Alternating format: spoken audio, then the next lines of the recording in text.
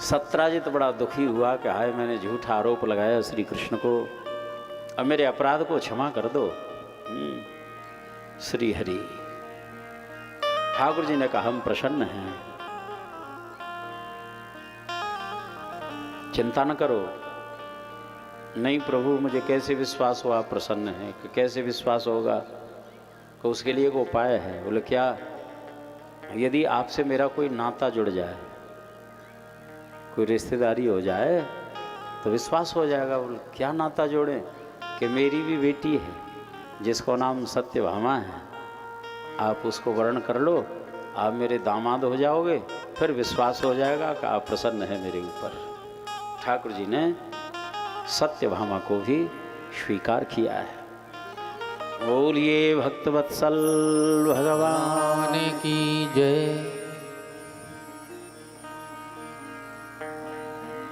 एक दिन सूर्य पुत्री, सूर्य तनया, जिनको कालिंदी कहते हैं, ये साक्षात यमुना है। कालिंदीति समाख्याता बसामी यमुना जले, निर्मिते भवने पित्रा यावदच्युत दर्शनम। मैं श्याम सुंदर को पति रूप में प्राप्त करना चाहती हूँ, इसलिए कठोर तप कर रही हूँ। ठाकुर जी ने इसके ऊपर भी कृपा करुणा की, कालिंदी को ही वर्ण किया है। श्री हरि बोलिए द्वारिका नाथ की जय। यहाँ तक कितने आगे ब्याह? 4 आगे। वाह। एक विंद अनुविंद नाम के राजा हैं, इनकी बहन मित्र विंदा, इसको भी वर्ण किया। बोलिए भक्तवत्सल।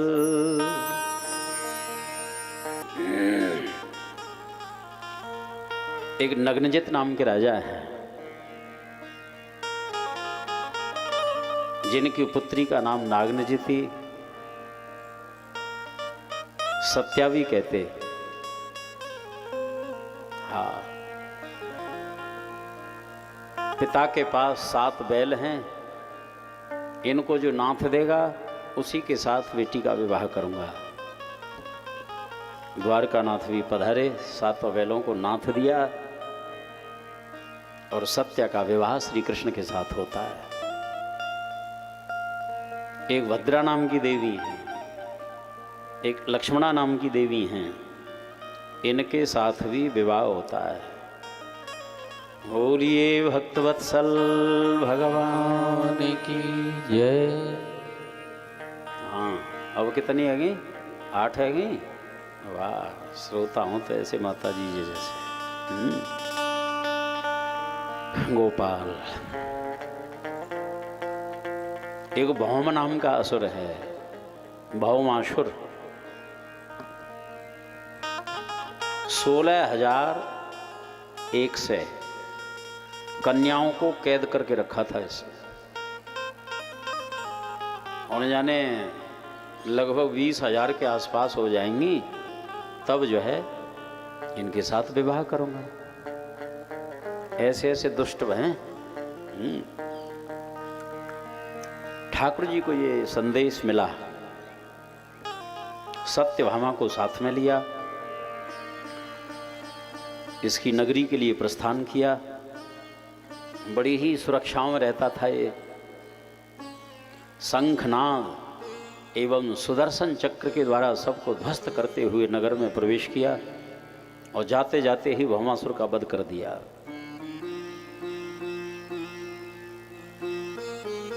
जहां कन्याएं कैद हैं उसको दरवाजा खोला गया। आज समस्त कन्याओं ने श्याम सुंदर के दर्शन किए। आज ऐसे कृपा विहारी भक्त वत्सल श्याम सुंदर को देखते ही सबके हृदय में एक ही भाव आया, तं प्रविष्टं स्त्रियो वीक्ष्य नरवीरं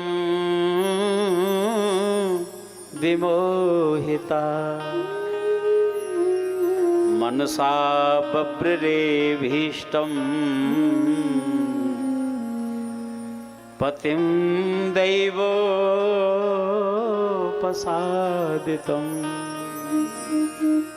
हे द्वारकानाथ, हमारे जीवन का अभिष्ट जो है केवल यही है, हमको आपकी पत्नी होने का सौभाग्य मिले। बहुयात पतिर्मे। आज ठाकुर जी का आदेश हुआ, इन सब को पालकियों में बिठाया जाए, द्वारका भेजें। द्वारका भेजी सब।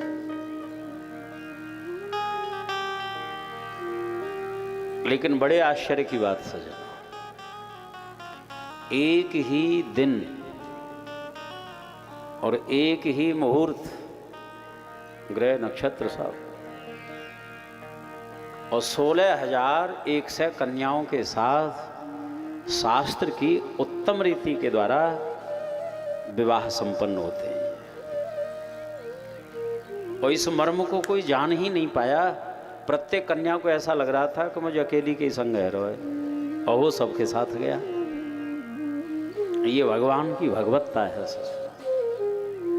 इसको बुद्धि से हम नहीं जान सकते। हरिशरणम 16,108। द्वारिका में सबके लिए अलग अलग महल हैं,